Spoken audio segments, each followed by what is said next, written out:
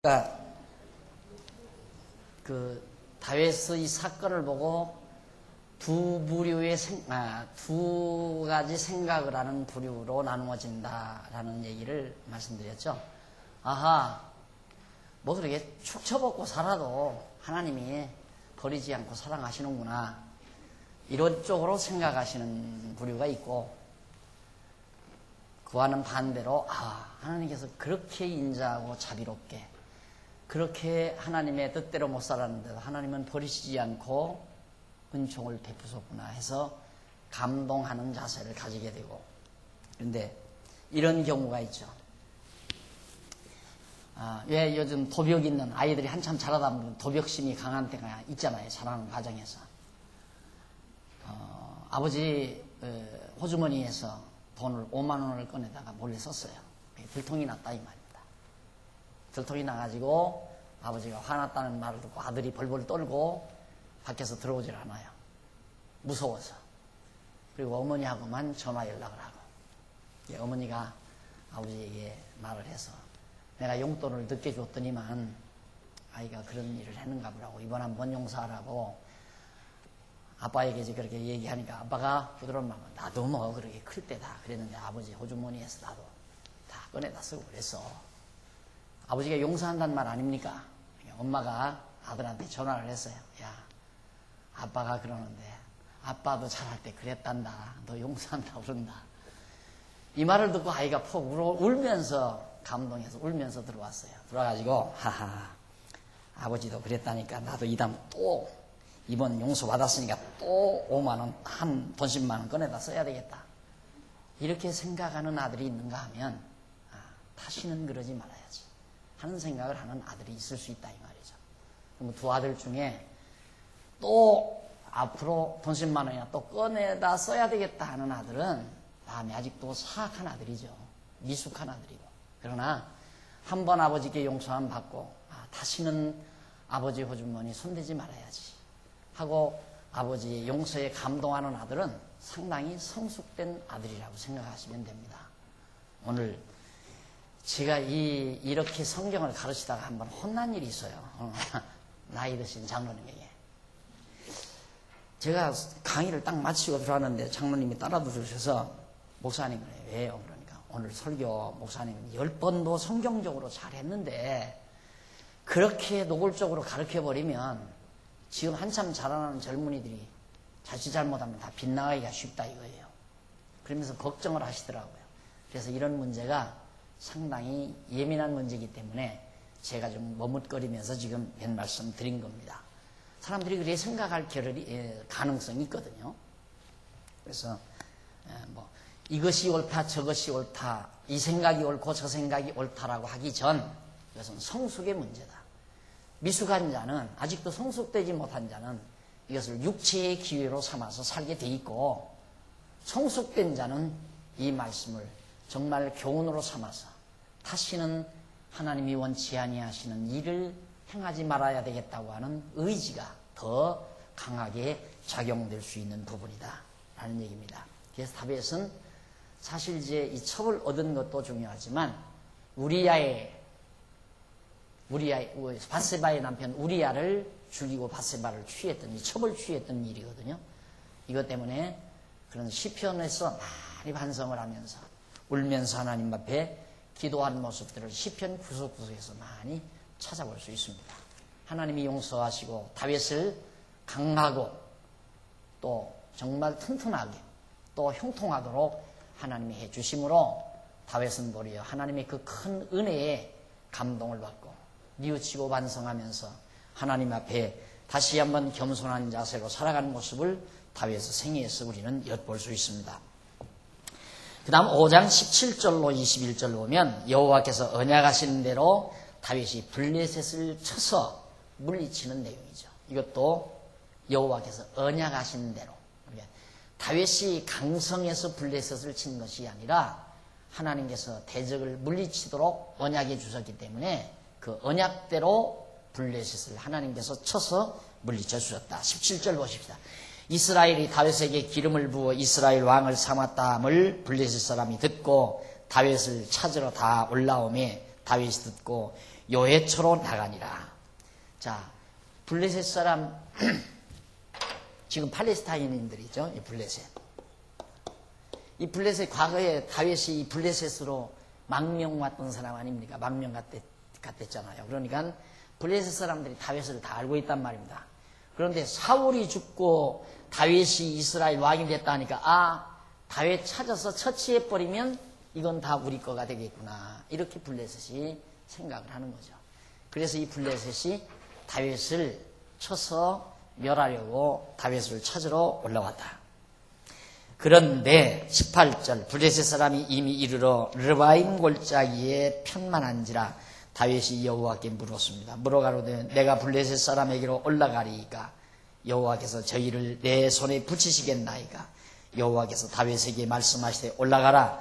내가 단정코 블레셋 사람을 네 손에 붙이리라 하신지라. 다윗이 바알브라심에 이르러 거기서 저희를 치고 가로되 여호와께서 물을 흐름같이 내 앞에서 내 대적을 흩으셨다. 물을 흩음같이 내 대적을 내 앞에서 흩으셨다 하므로 그곳 이름을 바알브라심, 히브리 말로 바알브라심이란 말은 물을 흩었다 이란 뜻이죠. 그래서 그 대적들을, 블레셋 대적들을 다윗이 물리친 그 장소를 바알브라심이라고 땅 이름을 명했다. 21절 거기서 블레셋 사람들이 그 우상을 버렸으므로 다윗과 그 종자들이 치우치니라. 치우니라. 다 멸해버리고 우상도 멸하고 블레셋 군대들도 다 흩어져 패망을 당하게 만드시고 이렇게 해서 다윗은 이제 승승장구하게 되죠. 내치 나라 안에 대적들도 다 진멸이 되고 이제는 외치죠. 주변 두로 완전히 다윗 왕국이 블레셋도 쳐들어왔다가 패망하고 그러니 이 당시에 블레셋 세력이 상당히 강했고 두로도 강한 세력이었습니다. 왜냐하면 여기는 지중해라고 하는 이 지중해라고 하는 큰 바다 이거에서 물물교환이 여기서 이루어지는 거거든요. 물물교환이 이루어지기 때문에 아주 값비싼 물건들을 배에 싣고 이 지역을 지나간단 말입니다. 그러면 두로 사람도 마찬가지고 특히 블레셋 사람들 정보 알고 쫓아가서 다 빼앗아가지고 갔다가 시부를 하며 사는 그런 족속들이기 때문에 이 아주 조건이 좋아요. 해변가에. 그래서 이들은 굉장히 그 시대에도 문화가 발달하고 부를 누리는 그런 강력한 국가들이었단 말입니다. 그런데 두로가 여기에 굴복하고 블레셋이 딱 패망했다 하니까 밑에 뭐 에돔이니 모압이니 암몬이니 하는 등등 뭐 이런 나라들은 그냥 와들와들 떠는 거죠. 그냥 저절로. 저 스스로 다 조공 가지고 다윗 왕에게 가서 상납금 가지고 다 찾아온다 이 말이에요.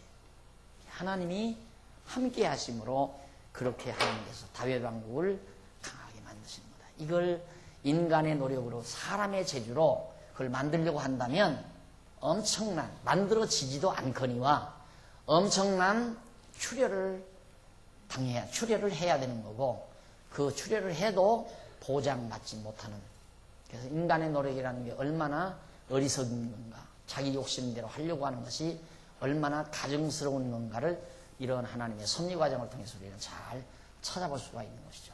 그러니까 우리는 안 되는 걸 억지로 인간 수단 방법으로 하다가 안 되면 스스로 패배자로 느끼고 사는 것처럼 어리석은 게 없어요. 어리석은 거. 그러니까 사람들은 꼭 그러거든요. 일생을 살잖아요. 일생을 이렇게 살아가는데 항상 우리 인간은 완성이 없어요. 완성. 이만하면 됐다. 이게 없이 항상 여기 오면 또 여기다. 여기 오면 또 여기다. 여기 오면 여기다. 계속 앞에다가 목표를 두고 자기 현재는 불만에 차 있어요. 그러면 자, 이만큼 내가 이루어 놓으면 이룬 것에 대한 만족을 안 해요. 그리고 욕심대로 바라보는 것에 비해서 불만스럽잖아요. 그러니까 항상 이런 상태로 사는 사람은 현실은 항상 불만이에요. 만족이 없이. 그러다 보면 죽는 날까지 만족 없이 살다가 죽어가는 게 어리석고 미련한 인간이란 말입니다. 그런데 하나님 안에서 사는 사람은 주어진 현실에 만족해요. 누린다 이 말이에요. 지금 하나님께서 나에게 주어진 현실을 마음껏 즐겁게 편안하게 감사함으로 그렇게 누리며 살아요. 그렇다고 해서 여기가 안 오느냐면 오게 되어 있어요. 어차피 우리는 여기까지 가는 거예요. 하나님께서 나에게 정하신 뜻대로 나는 살아가게 돼 있는 거예요. 그렇기 때문에 주어진 현실을 어느 현실이든지 범사에 감사하며 사는 자가 바로 하나님 여호와를 아는 지혜자의 삶이라는 거. 이건 정말 삶의 지혜예요. 꼭 우리는 그렇게 사는 자가 돼야 돼요. 예, 현실에 불만하는 사람은 어리석은 사람이에요. 진짜 어리석은 사람이에요. 내일만 바라보고 사는 사람이에요. 꿈속에만 살아요. 그러니까 내가 원하는 대로 안 되니까 지금 짜증스럽고 불만스럽고 항상. 그러니까 그 사람은 누리지는 못하고 늘 탐욕만 하며 사는 사람이에요. 늘 욕심만 부리며 사는 사람. 근데 지혜자는 욕심 속에 사는 게 아니라 주어진 것에 대한 감사함 속에서 사는 것이 지혜자의 모습이다.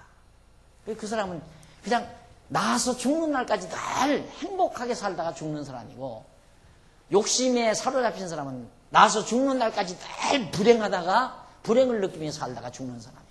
얼마나 하늘과 땅 차이입니까? 그래서 지금 범사에 감사하고 항상 기뻐하며 사는 삶, 이것이 바울의 교훈이 아니라 하나님의 진리의 말씀이라는 사실을 기억하셔야 할 겁니다. 블레셋을 쳐 물리쳐버리니까 이제 밖에 외치, 국가, 나라 안의 모든 대적 하나님이 쳐부수고 주변의 대적들을 다 하나님께서 멸하심으로 나라가 평온하게 만들어 가신다. 그래서 내일 사람들은 생각하기를 욕심이 많은 사람은 자기 내면이 중요한 걸 몰라요. 그래서 그 동양의 그 유교의 교훈이지만 수신제가 치국평철하라는 말이 있잖아요. 그건 방법론적인 의미에서 맞는 얘기예요. 방법론적인 의미에서 맞는 얘기죠. 수신제가 자기 자신을 다스리는 것이 제일 중요하죠. 자기 자신. 그 다음 자기 가정. 그 다음 시국, 나라. 그 다음 온 천하 이거거든요. 그런데 욕심이 많은 사람은 어떻게 하는가? 자신 다스릴 생각은 전혀 안 해요. 뭐부터? 천하부터 다스리려고 그래요. 야망에 불탄다면 야망에. 막 온 천하를 자기 안에다 거머쥐려고 하는 그런 어리석은 생각을 하는 거예요. 천만의 말씀이에요. 자기 다스리면 돼요.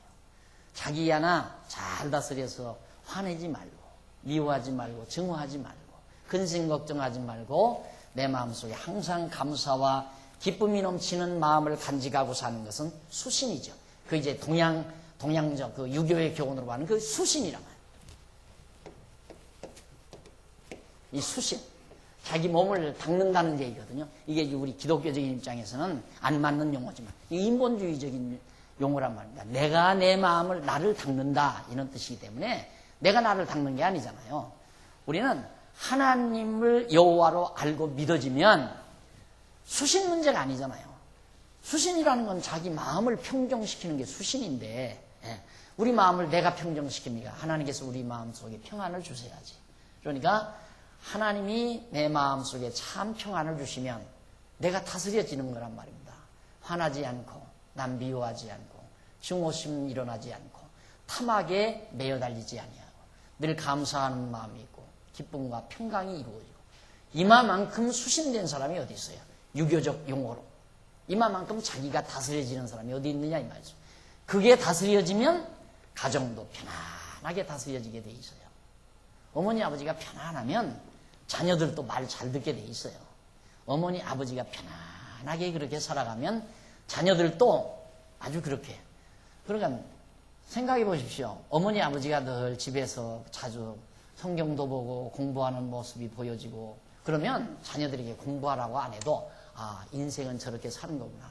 열심히 오면 책방 지방에 들어가서 공부하게 되고 열심히 자기 학업에 몰두하게 되고. 왜? 어머니 아버지 하는 모습을 보고 배우니까. 그런데 어머니 아버지는 맨날 술 먹고 늦게 들어오고 돈풍이나 벌었다고 골프채 들고 놀러나다니고 그러니까 야 나도 뭐 아버지처럼 골프채나 좀 아버지 골프채 하나 사주세요. 그러고 이제 놀아나는 거예요. 그런 놈을 붙들고 야 이놈아 너 막 공부하라고 뭐해. 아버지 속으로 뭐라고 하냐면 아버지는 왜 날마다 골프나 치러 다니세요. 속으로 그러는 거란 말이에요. 그러니까 부모가 자기가 자기를 잘 다스리면 가정은 저절로 다스려져. 가정들이 잘 다스려지면 나라도 편안해지는 거죠. 그렇게 해서 이제 온 천하를 평천하가 되어지는 것이다. 그래서 자기 다스린다는 게 매우 중요한데 그것이 인간의 노력으로 되는 것이 아니라 하나님의 능력으로 강해지는 것이다. 그런 뜻입니다. 이거 보십시오.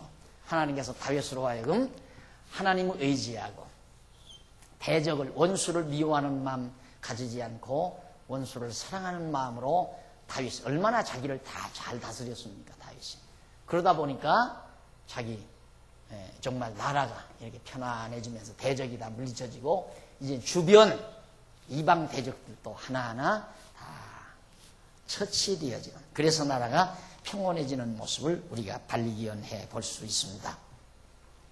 넘어가서 5장 22절로 25절에 보면 1948페이지 다시 도전의 문에 블레셋 사람을 다윗이 또 쳐서 패하고 돌아간 블레셋 사람이 야 이거 봐라, 우리가 누기에 우리 이 블레셋이 어떤 나라기에 우리가 패배하고 지날 수 있느냐. 다시 전열을 가다서 또 쳐들어왔어요. 그러나 그 패배하게 돼 있잖아요. 하나님께서 다 주변을 정리해서 다윗으로 하여금 평강을 누리도록 이미 언약을 하셨는데 대적들이 용서하면 어떻게 되겠어요? 망하게 돼 있어요. 그러니까 하나님이 함께하는 자, 하나님이 붙드시는 자에 대한 도전은 스스로 망하는 일이죠. 블레셋이 가만히 있으면 안 망할 건데 또 쳐들어온다. 블레셋 사람이 다시 올라와서 르비딤 골짜기에 편만한지라 다윗이 여호와께 묻자온 데 가라사대 올라가지 말고 저희 뒤로 돌아서 뽕나무 숲을 맞은편에서 저희를 엄습하되 뽕나무 꼭대기에서 걸음 걷는 소리가 들리거든 곧 동작하라. 그때 여호와 네 앞에서 나가서 블레셋 군대를 치리라 하시니라. 이에 다윗이 여호와의 명대로 행하여 블레셋 사람을 쳐서 게바에서 게셀까지 이르니라. 이때는 하나님께서 전략까지 어떻게 구체적인 전략까지 다윗에게 다 가르쳐 주잖아요. 뽕나무 꼭대기에 딱 뽕나무가 크니까 올라가서 가만히 있으면 블레셋 군대들이 오는 소리가 들 것이다. 그 소리 들리는 그 순간 동작을 개시해라. 그러면 내가 블레셋 군대들을 쳐서 물리치겠다. 이것도 마찬가지예요. 하나님께서 쳐서 멸하게 했다는 사실을 다윗으로 하여금 자꾸 깨닫게 해서 더 하나님 여호와 경외하기를 믿는 믿음을 강하게 하셔야 할 거 아닙니까? 하나님께서는 다윗에게 더 큰 믿음을 줘야 되니까. 그러니까 그냥 올라가 쳐라 하는 것보다 어떻게 구체적으로 해라. 근데 그대로 하니까 이겼다. 야, 이건 진짜 하나님이 해주셨다. 하나님이 하라는 대로 해서 이기니까. 뽕나무 꼭대기 올라가야만 이기겠습니까? 하나님의 방법이 아무렇게 해도 이기는 거지. 그런데도 하나님께서 표적으로 뽕나무 꼭대기에 올라가서 소리 막 들릴 때 그때 내 동작 개시하면 내가 블레셋 사람을 쳐서 이기게 해주겠다. 그대로 하나님께서 쳐서 물리치도록 해 주셨다는 얘기입니다. 이런 것들 하나하나가 믿음이 자라나는 놀라움.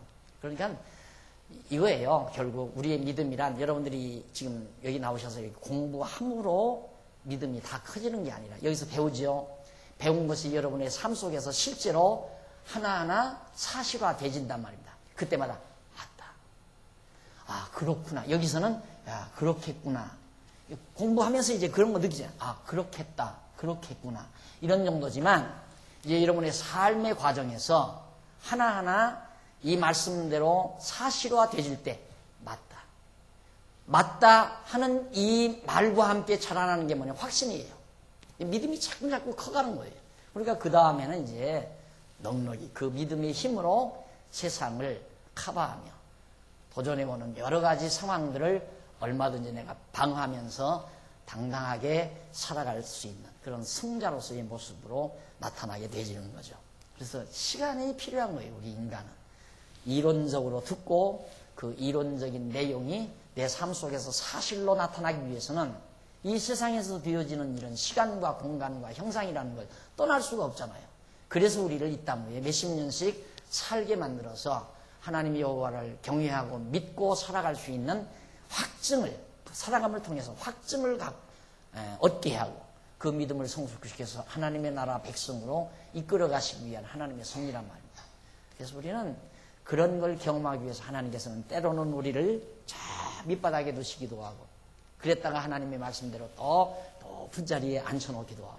그러니까 항상 우리는 목적이 높은 자리가 아니라 내려갔다 올라갔다 하면서 하나님을 믿는 믿음의 성숙의 목표를 늘 두어야 돼요.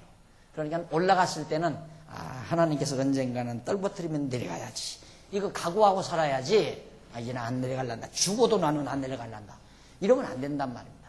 올라갔을 때는 하나님이 떨어뜨리면 또 내려가야지 하고 생각하고 있으면, 떨어뜨리면 맞아, 또 떨어뜨리신다, 그러고 내려가야 돼요.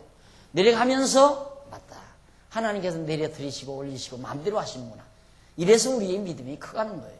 근데 우리는, 하나님은 우리의 믿음을 키우시려고 하는데 목적이 있는데, 우리는 내려갔을 때 좀 내려다 놓으면 하나님께서 높이시려고 지금 내린 거야. 그렇게 높이시려고 하는데 목적을 두고 있는 거예요. 그래서 하나님이 높이셨다, 이제는 나는 절대로 안 내려갈 거다, 그렇게 생각하면 또 착각이죠. 그러니까 내렸다가 올렸다가, 물론 끝판은 결과적으로는 해피엔딩이라고 그랬죠. 우리에게는 즐거운 종말로 하나님께서 잘 결실을 맺게 해요. 그건 확실하죠. 그러나 살아가는 과정에서는 한 번 내려갔다 올라왔다고 해서 또 안 내려간다는 법이 없어요. 하나는 당신 마음대로니까. 그러니까 한 번 내려갔다 올라오면 믿음이 쑥쑥 커가니까 내려갔다 올라오는 것도 괜찮잖아요. 여러분들 수영 배울 때 그냥 배웠어요? 물속에 처음 들어갈 때는 금방 빠져 죽는 줄 알고 그냥 이러다가 한 번 들어갔다 나오니까 괜찮단 말이에요. 그 다음에는 두려움이 조금 줄어들잖아요. 또 들어갔다 나오면 또 조금 더. 그 다음에는 담대하니까 그냥 높은 데서 뛰어내려가서 막 이러잖아요. 믿음이 생겨가지고. 그렇게 우리의 믿음이 커가듯이 하나님께서 우리를 자꾸 집어넣었다 냈다, 집어넣었다 꺼냈다, 이렇게 해서 우리의 믿음을 길러가는 거란 말입니다. 그러니까 들어갔다 나오는 게 얼마나 좋습니까? 내려갔다 올라오는 것도 참 좋고요. 그러니까 이렇게 포괄적으로 넓게 생각을 해서 우리가 살아가면 정말 당당하게 견고한 하나님의 백성으로 살아갈 수가 있다. 자, 그 다음 이제 대적을 물리쳤으니, 자, 보십시오. 안에 있는 대적 다 물리쳐버렸고, 주변에 있는 대적들도 다 이제는 쳐서 버렸고, 이제는 쳐도올 민족이 없단 말입니다. 우리나라가 평안할 거 아니에요. 이때 하나님께서는 다윗으로 하여금 예루살렘에다가 여호와의 이름을 두신 언약궤를 다 옮겨오도록. 왜 평안을 주시나? 왜 평온함을 왜 주셨는가? 이유는 여호와 하나님 경외하며 살라고. 그게 목적이에요. 여호와 하나님 확실히 믿고 의지하고 경외하며 살라고. 그런데 우리는 어려울 때는 믿음으로, 왜? 하나님이 나를 일으켜 주니까 하나님 좀 살려주십시오. 그렇게 살려줘가지고 조금 평온해지면 어떻게? 반대죠? 평온해지면 어떻게 하면 나를 즐겁게 할까? 세속적으로 빠져가는 경우가 참 많아요. 그래서 아이고, 저 헛수고하지 말아야 하는데, 저 헛수고한다. 그거 헛수고예요. 말짱 헛수고예요. 그러니까 하나님이 나에게 평안을 주시는 이유가 뭔지 너무 분명하잖아요.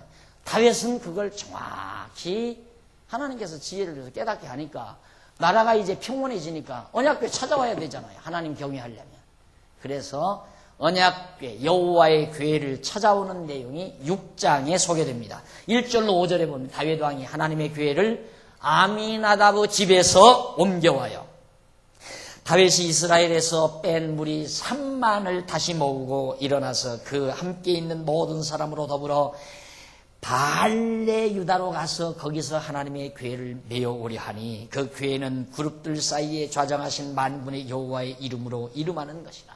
여호와의 이름으로 이름하는 궤, 언약궤죠. 만나 단지, 아론의 쌍난 지팡이, 십계명판, 이 세 가지가 들어있는 언약궤. 3절, 저희가 하나님의 궤를 새 수레에 싣고 산에 있는 아미나다브 집에서 나오는데, 아미나다브 아들 우사와 아효가 그 새 수레를 모으니라. 저희가 산에 있는 아미나다브 집에서 하나님의 궤를 싣고 나올 때 아효는 궤 앞에서 행하고, 다윗과 이스라엘 온 족속이 잣나무로 만든 여러 가지 악기와 수금과 비파와 소고와 앙금과 제금으로 여호와 앞에서 주악하더라. 얼마나 즐겁겠습니까? 지금 언약궤가 지금 저 먼 곳에 발레 유다라는 지역에 지금 이렇게 따로가 있는데, 그 언약궤를 이제는 왕이 살고 있는, 왕궁이 있는 다윗성 예루살렘 성으로 언약궤를 옮겨다 놓고, 거기서 백성들로 하여금 여호와 하나님 경외하기를 배우게 하고 제사도 드리고 여호와를 섬길 수 있는 이 꿈을 가지고 다윗이 한 3만 명을 거느리고 그 궤 하나 옮겨오는데 얼마나 정성이 대단합니까? 그렇게 해서 지금 막 악기를 동원해서 나팔을 불면서 찬송을 하면서 이제 언약궤를 옮겨오게 된 겁니다. 근데 거기 보면 1950페이지 중간쯤 보면 히브리어 하나 나오죠. 그 히브리어는 레아 알로트란 말이에요. 근데 이 말은 메어 오려 하니, 언약궤를 메어 오려고 하니, 그런 말을 레아 알로트라고 히브리 말로 그러는데, 이는 어깨로 메어 오려 하니라는 의미가 아니라 위로 올려오려고 합니다. 위로 올려오려고. 그러니까 여기 예루살렘으로 올린다는 말은 위로, 예루살렘으로 다 올라. 왜? 예루살렘이 높은 곳이니까, 높은 지대니까 낮은 곳에서 높은 곳으로 올려오려고 한다. 어깨로 메어 오려는 말이 아니에요. 어깨로 메어 오려고 한다 했으면 제대로 된 거죠. 왜? 언약궤는 제사장들이 반드시 어깨로 메어서 이렇게 옮겨와야 돼요. 그런데 이 레아 알로트라는 말은 어깨로 메어 올린다는 말이 아니라 낮은 곳에서, 그러니까 어딥니까? 바알레 유다라고 하는 낮은 지역에서 높은 예루살렘 지역으로 올려오려고 했다. 그런 말이란 말입니다. 근데 그 궤는 그룹들 사이에 좌정하신 만군의 여호와의 이름으로 이름하는 것이란 말, 하늘 보좌에 계시는 만군의 여호와의 이름을 기념하여 전파하는 것이라는 뜻입니다. 그러면 언약궤는 언약대로 이시는 여호와의 이름을 잊어버리지 않고 항상 기억해서 생각하게 하는 그런 표적물이에요. 이 언약궤라는 것이. 그러니까 언약궤가 있어야 여호와의 이름을 안 잊어버려요. 우리는 명패를 써붙이잖아요. 내 이름이 뭐다. 사람 상대로 하여금 잊어버리지 않게 하는 명함을 써서 이렇게 주잖아요.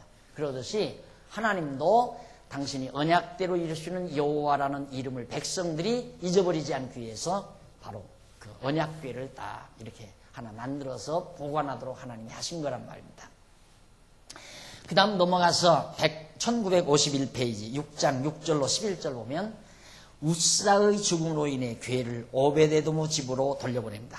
신나가지고 지금 막 나팔을 불고 옮겨오는데 6절, 저희가 나고노 타작마당에 이르러서는 소들이 뜁니다.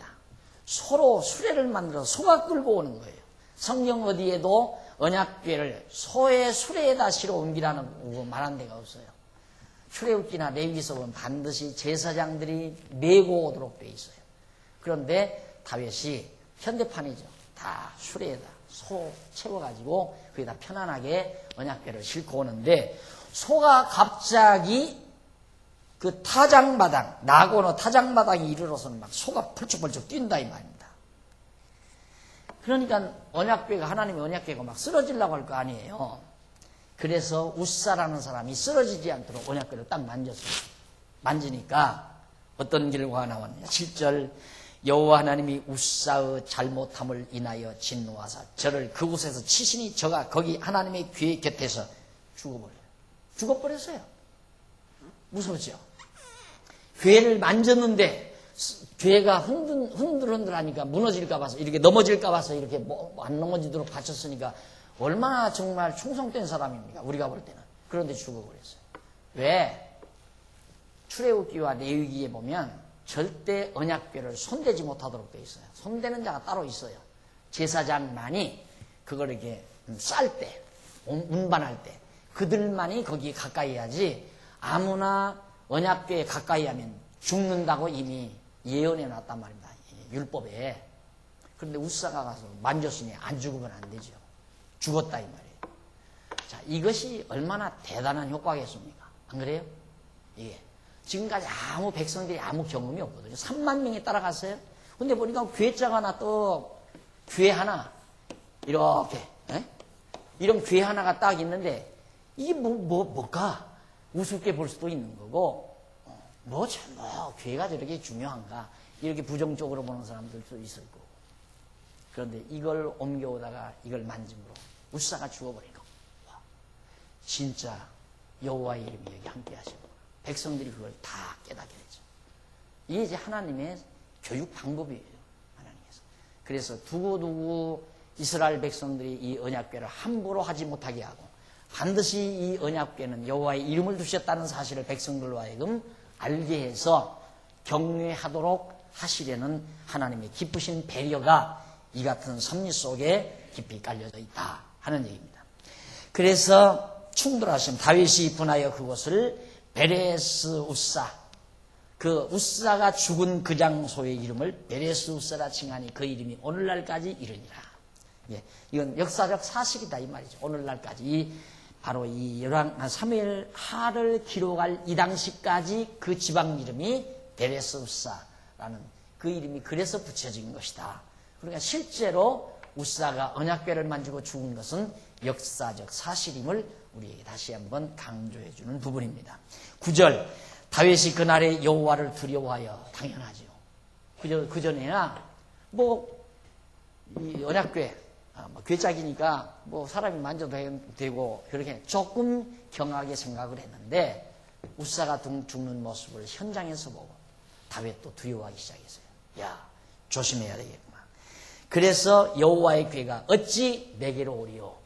이런 위험 있고 두려운 이 여호와의 궤가 어떻게 감히 나같이 더럽고 추악한 내가 머무는 예루살렘으로 언약궤를 인도해낼 수가 있을까? 다윗은 뼈저리게 지금 느끼는 거예요.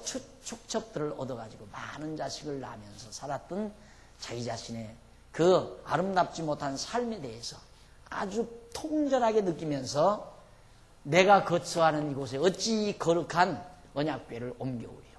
감히 나는 옮겨올 수가 없겠다. 그런 말이죠.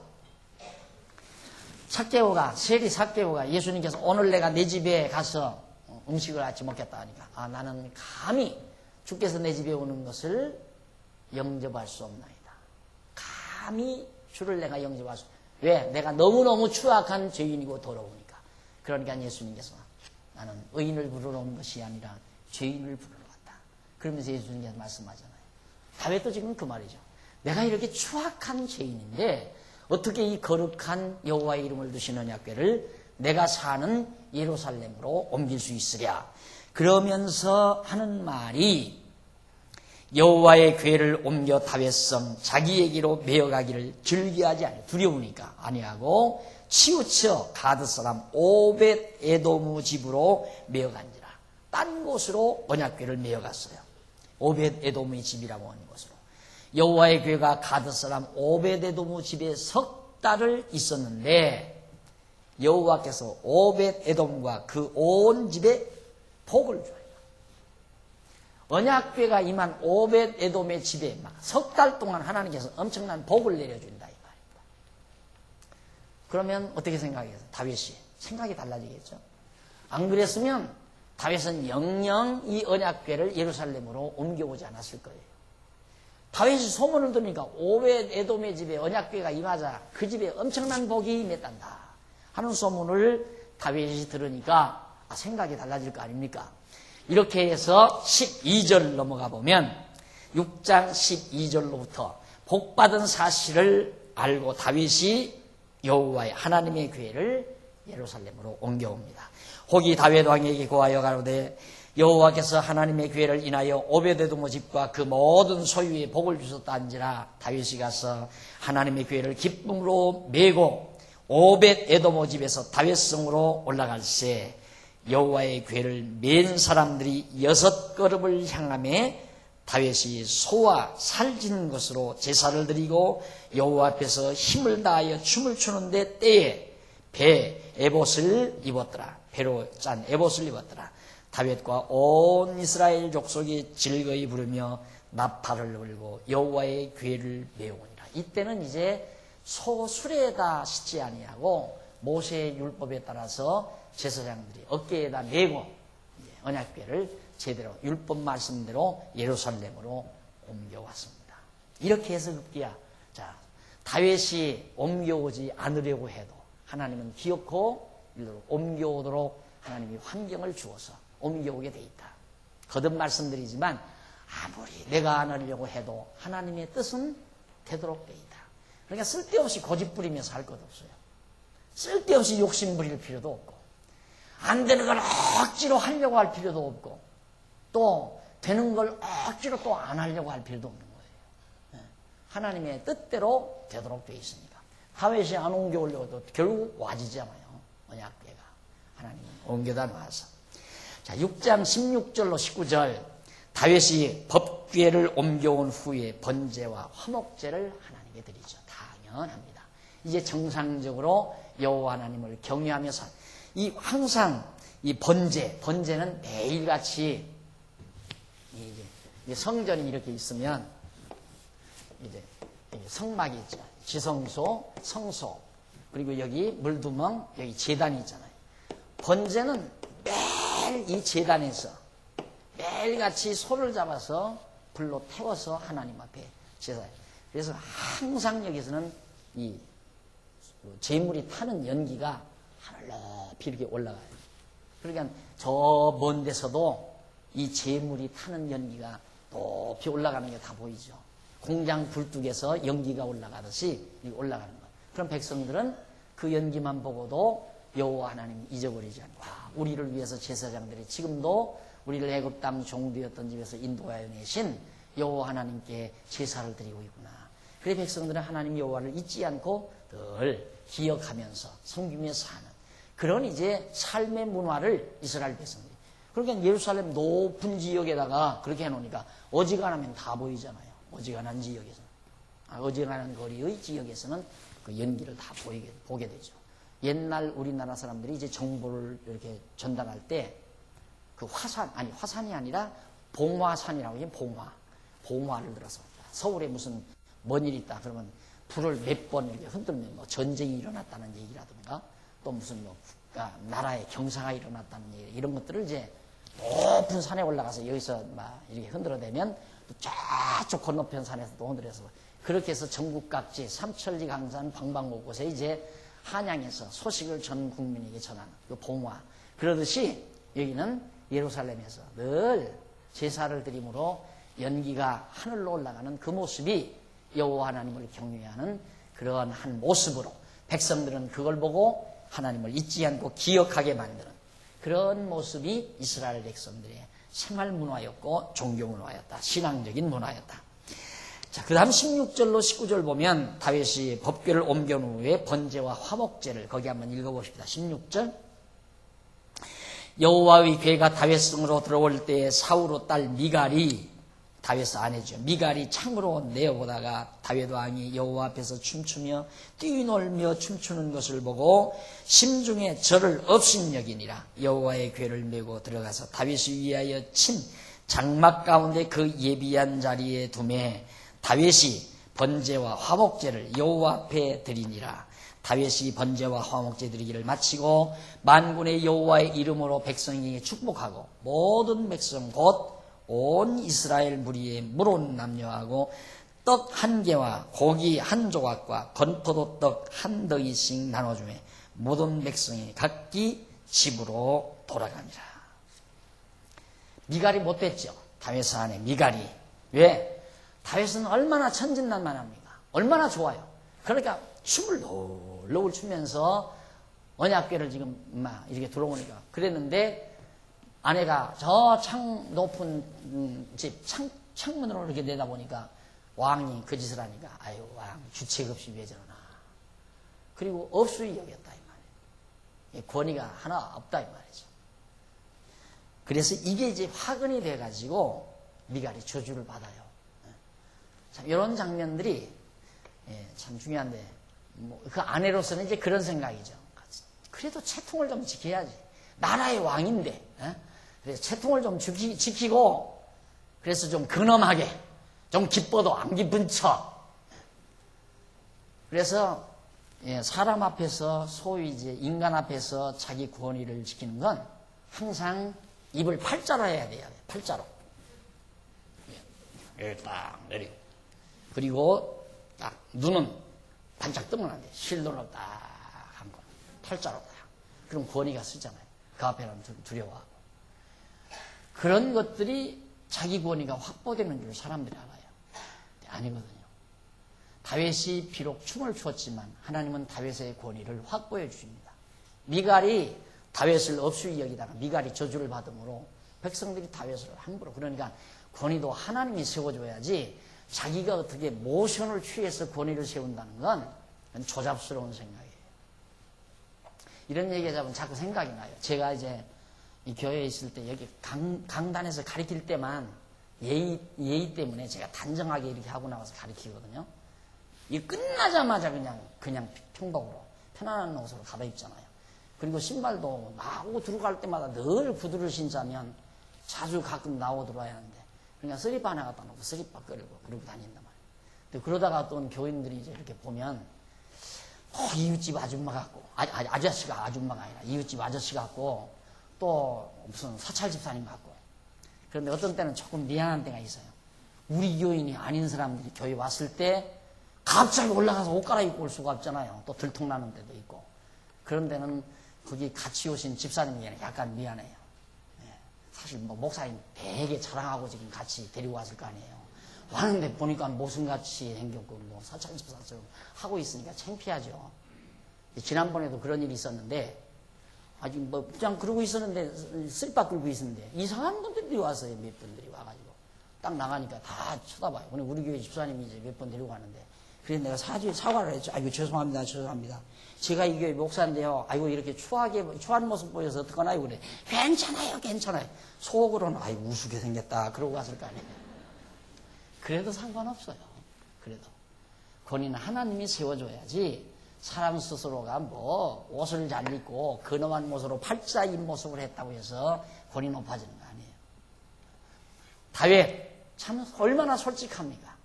그 언약궤가 들어올 때, 그 쫓겨다닐 때 지난 날을 상상하면서 하나님의 언약궤를, 그 자기를 그 많은 시련 속에서 승리케 해서 결국 이스라엘의 왕 위에 앉혀놓으시고, 이제는 그 하나님께 제사하며 살 수 있는 언약궤가 예루살렘으로 들어올 때 얼마나 즐거웠겠어요. 자연이 나오죠. 즐겁고. 그걸 갖다가 미갈이 비웃었다는 것은 매우 잘못된 행위죠. 그렇게 해서 결국 돌아왔는데, 자, 넘어가 보십니다. 거기 보면, 거기 나오죠. 법궤의 이동 경로가 거기 지도에 나오죠. 1154페이지. 언약궤가 어떻게 이동했는가. 자, 모세 때 이스라엘 백성들과 함께 딱 와서 요단강 건너서 길갈이라는 곳으로 갔다가 여리고로 가고, 실로 쪽으로, 길갈에서 실로로 가고, 실로에서 아벡으로 가고, 아벡에서 아스돗, 이게 블레셋 땅이에요. 아드로 가고, 그 다음 에글론으로 가고, 베스메스로 가고, 결국 길앗 여아림으로 가고, 결국엔 예루살렘으로 한 바퀴 삥 돌고 예루살렘으로 다시 돌아오게 됩니다. 언약궤가. 자, 이런 경로를 통해서 이제 돌아왔는데, 거기 이제 20절로부터 23절에 보면 다윗의 춤을 비웃은 미갈이 저주를 받아 평생 자식 없이 살게 됩니다.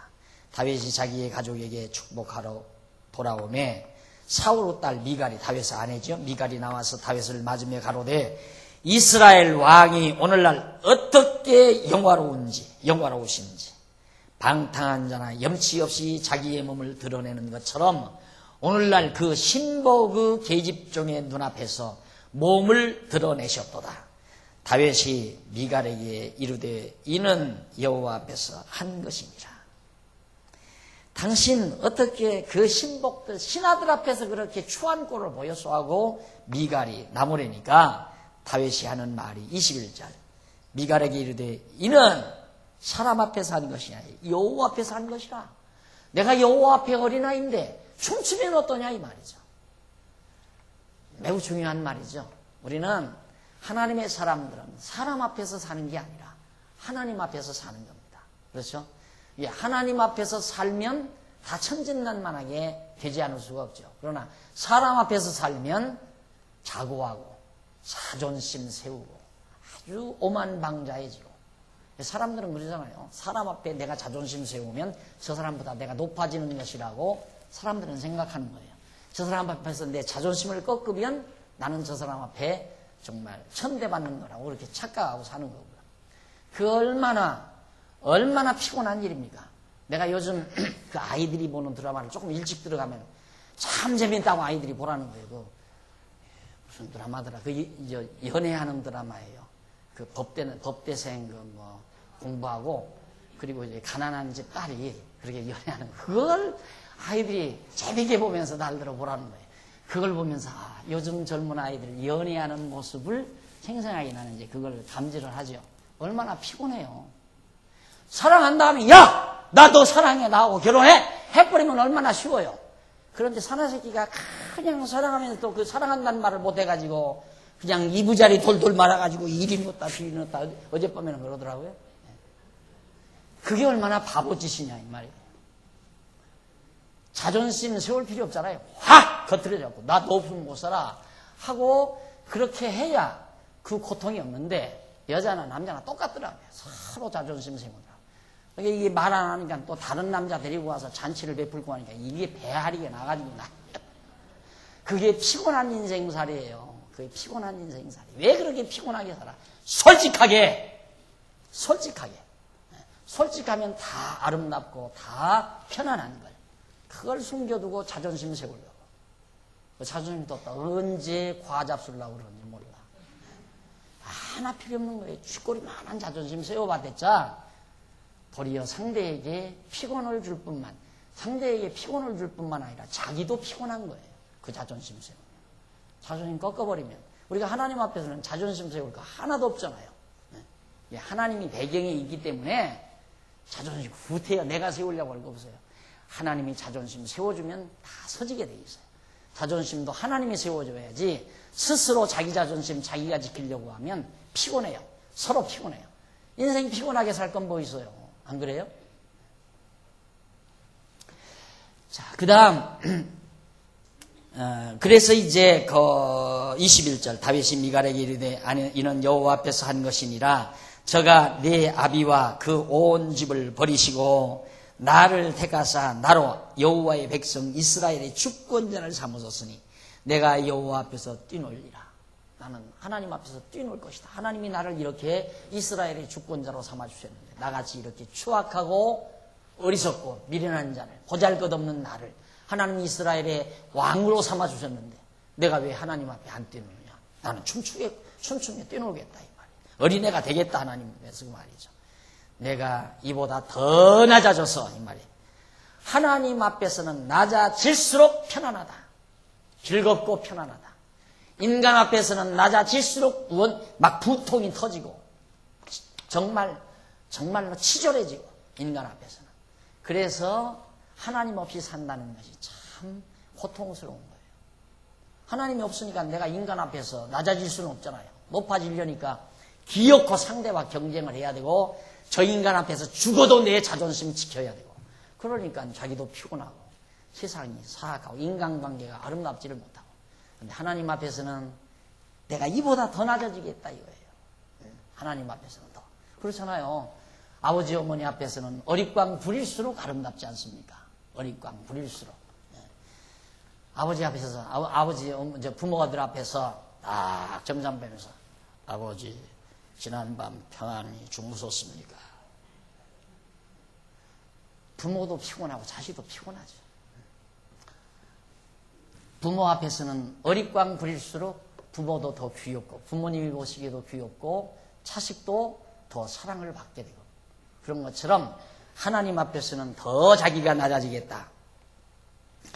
그러면서 하는 말이 천하게 보일지라도 낮아져서 스스로 천하게 보일지라도 내가 말한 바 계집종에게는 내가 높임을 받으리라 하니라. 그러잖아요. 너 지금 나를 아주 우습게 보는데 네 남편이 나를 내가 춤 좀 췄다고 우습게 보는데 하나님 앞에서 내가 이보다 더 낮아질지라도 네 앞에서는 하나님이 날 더 높임을 받게 하실 건 한다 이 말이에요. 내가 더 높임을 너로 하여금 더 존경받고 높임을 받게 하신다. 그러므로 사울의 딸 미갈이 죽는 날까지 자식을 낳지 못하고 살게 됐다. 이것이 바로 지금 다윗이 지금 여호와의 언약궤를 옮겨오는 그런 과정이었습니다. 그 다음 넘어가서 1956페이지 동그라미 안에 3번.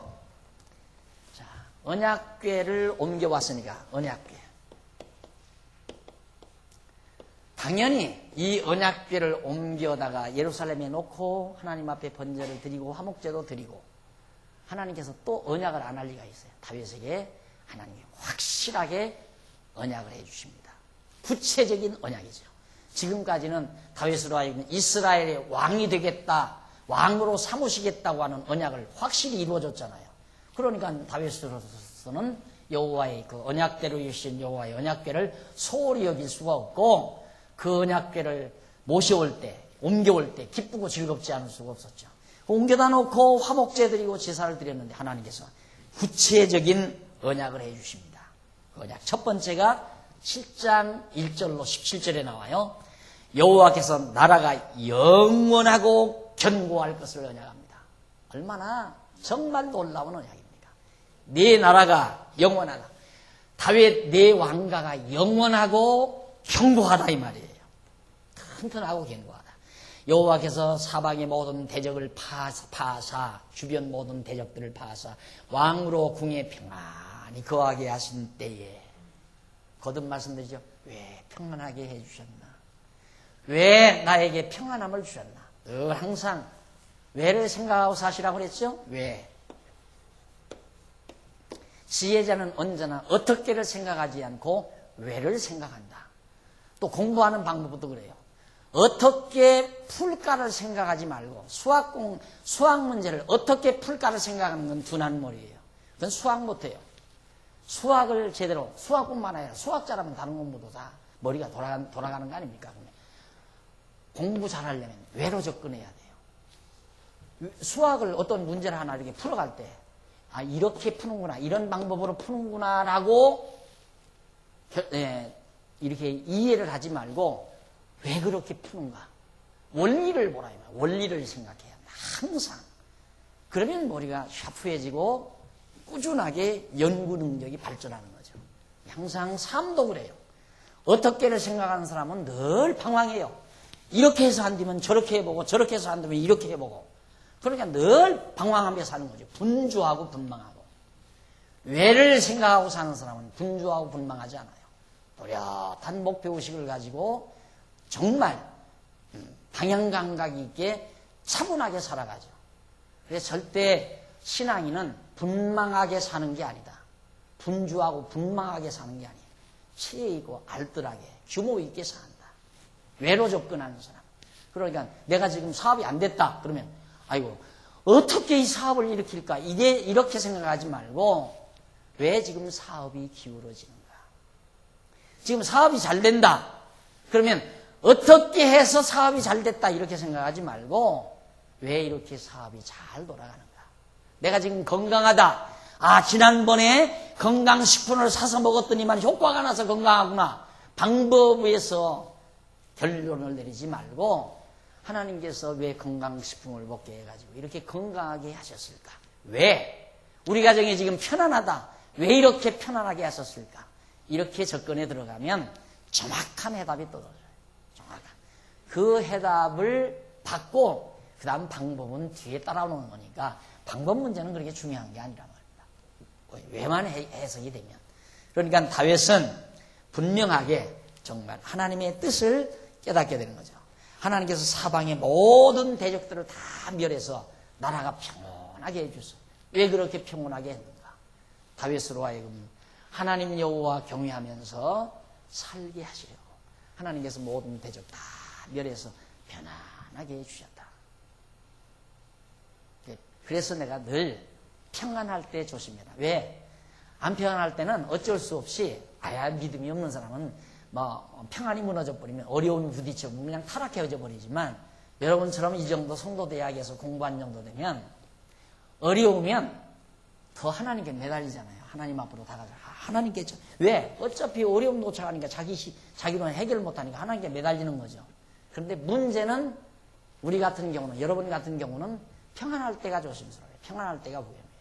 여러분 평안하게 되면 어떻게 하면 좀 즐겁게 살 수 있을까? 이쪽으로 거의 100% 넘어갈 가능성이 있으니까 어떻게 하면 하나님을 기쁘시게 할까라는 생각보다는 어떻게 하면 내가 좀 즐겁게 살 수 있을까. 그러다 보면 보고 듣는 것이 자극받는 게 전부 주변을 통해서 자극받는다 이 말이에요. 아파트에 사는데 다른 아줌마들 보니까 딱 아침에 남편 딱 출근시켜놓고 친구들하고 전화해서 골프채 딱 차에다 싣고 무리무리 지어가지고 가서 골프 치고 이리저리 쏘다니면서 놀고 다니고 이런 거 보니까 굉장히 즐겁게 보이잖아요. 어떻게 보면 고상하게 보이고 부의 상징처럼 보이고. 그러니까 그런 거에 머리가 꽉 차 있기 때문에 나는 언제나 저러고 사나 이러고서 돈 못 버는 남편한테 짜증 부리고 불만하고 공연히 아무 말도 안 했는데 이마살 찌푸리고 저녁 밥상도 이상하게 가지고 남편은 영문도 모르고 이게 내가 뭘 잘못했나. 그러던 차에 어떻게 해서 그냥 로또 복권 당첨돼가지고 몇십억 받았다. 두말 할 것 없이 그쪽으로 갈 확률이 10번도 있다. 이 말이에요. 그때가 조심스럽다. 이 말이에요. 항상 나에게 하나님께서 여러 가지 편안함을 주셨을 때 하나님은 왜 나에게 이렇게 편안함을 주셨는가. 그래서 형통할 때가 위험하다라는 말을 원리적으로 제가 소개해드리는 이유가 거기 있습니다. 그 다음 자 나단이 2절 왕이 선지자 나단에게 이르되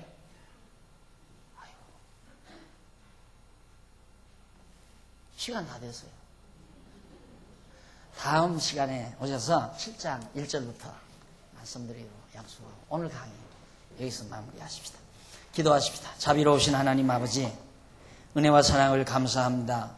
하나님께서는 때로 다윗 여러 가지 시련과 연단을 주시더니만 하나님께서 이렇게 평온함을 주십니다. 그의 나라를 강건케 하시고 평온케 하시고 모든 대적을 물리쳐서 정말 다윗으로 하여금 당당하게 하나님 경외하며 살 수 있는 환경으로 이끌어 가시는 하나님의 놀라운 섭리를 오늘 또 저희들이 배웠습니다. 하나님 아버지 우리 어려울 때나 시련을 당할 때나 형통함을 누릴 때나 다윗처럼 여호와 하나님 잊어버리는 어리석음이 없도록 주께서 역사해 주시옵소서. 소원합니다. 지혜를 주시옵소서.